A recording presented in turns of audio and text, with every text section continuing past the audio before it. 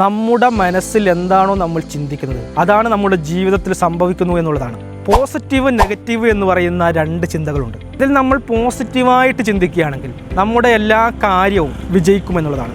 Negative പറഞ്ഞാൽ നിങ്ങൾ നോക്കിയാൽ മതി, പരാജിതമായിട്ട് ജീവിക്കുന്നവർ അതല്ലെങ്കിൽ സാമൂഹ്യ വിരുദ്ധരായിട്ട് ജീവിക്കുന്നവരൊക്കെ അവർ നെഗറ്റീവ് ചിന്തിക്കുന്നവരാണ്. അപ്പോൾ ഈ നെഗറ്റീവ് എന്നുള്ളത് നമുക്ക് പോസിറ്റീവ് ആക്കാൻ പറ്റും. നമ്മൾ ബോധപൂർവം പോസിറ്റീവായി ചിന്തിച്ചാൽ മതി. എന്ത് കാര്യത്തിൽ നമ്മൾ നടന്നു പോകുമ്പോൾ പെട്ടെന്നൊരു ചളിയിലേക്ക് നമ്മൾ വീഴുകയാണ്. വീണ് കഴിഞ്ഞാൽ നമ്മൾ എന്ത് ചെയ്യും? സ്വാഭാവികമായിട്ടും നമുക്ക് നാണക്കുണ്ടാവും. അയ്യോ അവരൊക്കെ ചിരിക്കും, എനിക്ക് എൻ്റെ ഡ്രസ്സിനൊക്കെ ചളി പറ്റിയല്ലോ എന്നൊക്കെ നമ്മൾ ചിന്തിക്കും. നേരെ പറച്ച് നമ്മൾ അതിനെ പോസിറ്റീവായി എടുക്കുക.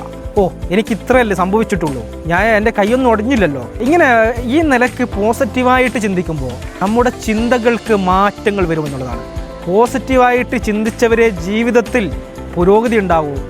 നെഗറ്റീവായി ചിന്തിച്ചവൻ എന്നും മോശമായിട്ട് സമാധാനമില്ലാതെ ജീവിക്കുമെന്നുള്ളതാണ്. നമ്മൾ ഏതെങ്കിലും ഒരു മരം, നമ്മളിപ്പോൾ ഒരു മരം നടുന്നു, അതിൽ നല്ലൊരു മാവോ അതല്ലെങ്കിൽ കവുങ്ങോ ഇങ്ങനെ എന്തെങ്കിലും നട്ട് കഴിഞ്ഞാൽ അതിൽ കിട്ടുന്ന ഫലം എന്താണ്? നല്ല ഫലങ്ങളാണ്, നമുക്ക് ഉപകാരമുള്ള ഫലമാണ്. എന്നാൽ നമ്മൾ ഏതെങ്കിലും വിഷക്കായോ അങ്ങനെയുള്ള എന്തെങ്കിലും നട്ട് കഴിഞ്ഞാൽ എങ്ങനെയാണ് നമുക്ക് ഫലം കിട്ടുന്നത്? എന്തെങ്കിലും വിഷവസ്തുക്കളായിരിക്കും. ഇതുപോലെ തന്നെയാണ് നമ്മൾ എന്താണോ നടുന്നത്, നമ്മുടെ മനസ്സിൽ എന്ത് വിത്താണ് നമ്മൾ നടുന്നത്, അതാണ് നമ്മുടെ ജീവിതത്തിൽ സംഭവിക്കുന്നത് എന്നുള്ളതാണ്. നമ്മൾ ചിന്തിക്കുന്നതാണ് നമ്മളായി മാറുന്നത്. അതുകൊണ്ട് നിങ്ങൾ എന്നും പോസിറ്റീവായിട്ട് മാത്രം ചിന്തിക്കുക. നെഗറ്റീവ് ചിന്തയുള്ളവർ ബോധപൂർവം പരിശീലിച്ച് പോസിറ്റീവ് ചിന്തയുള്ളവരായി മാറുക എന്നുള്ളതാണ്.